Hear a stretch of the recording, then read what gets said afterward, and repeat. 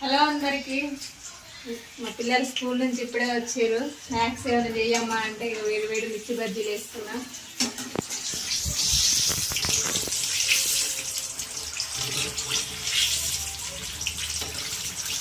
మా పిల్లలకి ఈవినింగ్ స్నాక్స్కి ఏదో ఒకటి ఉండాలి, లేకుంటే బయట నుంచి కొనుక్కొచ్చుకొని మరీ తింటారు. మీ ఇంట్లో కూడా ఇంతేనా?